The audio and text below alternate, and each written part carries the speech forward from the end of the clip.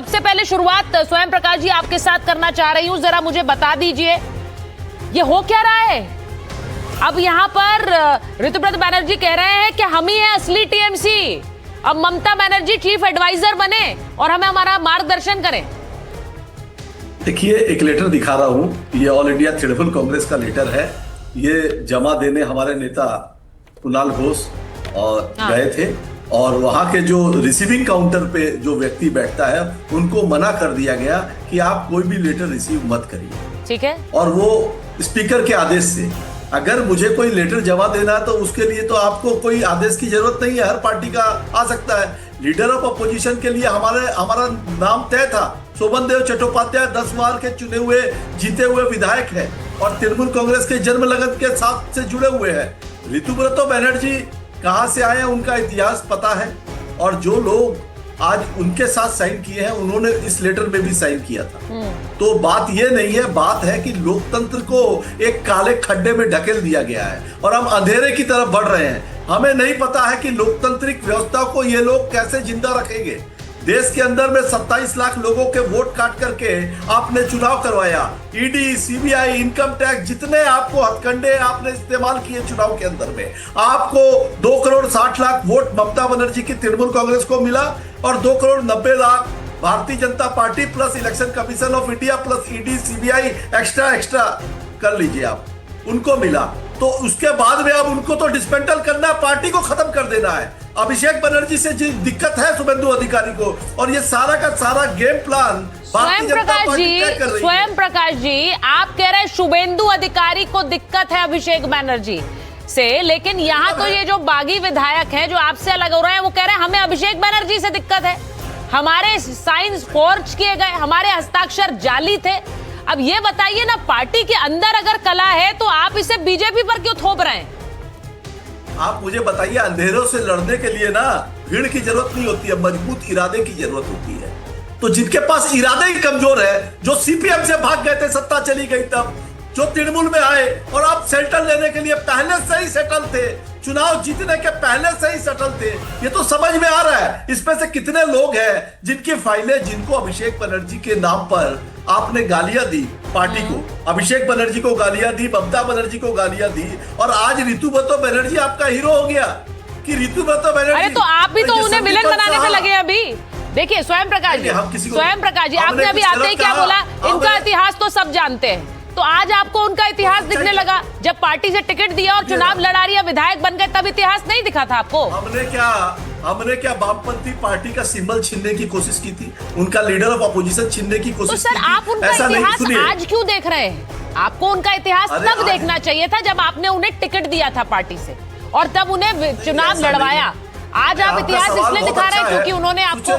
जी बहुत अच्छा, आपका ये शो है और सभी चैनल कर रहे हैं, आपका शो है, आप लोग करेंगे, मगर भारतीय जनता पार्टी से कोई सवाल नहीं है कि भारतीय जनता पार्टी, अरे क्यों नहीं है सर, वो बगल में बैठे हैं, आपसे निपट के जाऊं, उन पे जाऊं। बताइए ना कितने ईडी के। एक बात बताइए, इस वक्त जो आग लगी है वो आपके घर में है, तो उस आग को बुझाने का दारोमदार आप पर है, या फिर मैं दूसरों से पूछूं कि भाई आपने आग लगाई है? पहले तो आपसे पूछूंगी ना, क्योंकि आरोप घर वाले आप पर लगा रहे हैं आग लगाने का, बाहरी पर नहीं लगा रहे। घर में आग, सुनिए ना, जो घर वाले हैं उसमें जो घर वाले रहेंगे ना, वो बाहर वालों के साथ कभी नहीं मिलेंगे। एक बात सुन लीजिए, वो बाहर वालों के इशारों पर ममता मिले हुए है ना। अगर आप वो तो कह रहे हैं हम असली टीएमसी है, वो ये तो नहीं कह रहे हम जा रहे हैं उनके साथ, वो तो कह रहे हैं Mamata Banerjee is the tallest leader. अरे सुनिए ना, ये सब फालतू बात में क्या आनी जानी है, इन सब बातों में क्या आनी जानी है? टॉलेस्ट लीडर की बात तुम नहीं मान रहे हो और बात बड़ी बड़ी कर रहे हो। संदीप पहली बार जीत करके आए हो विधानसभा, पहली बार जीत करके आए हो विधानसभा में और बड़ी बड़ी बात कर रहे हो, चाहे वो संदीप शाह हो, चाहे वो ऋतुव्रत बैनर्जी हो, इतने दिनों तक ममता बनर्जी मुख्यमंत्री, ठीक है ना?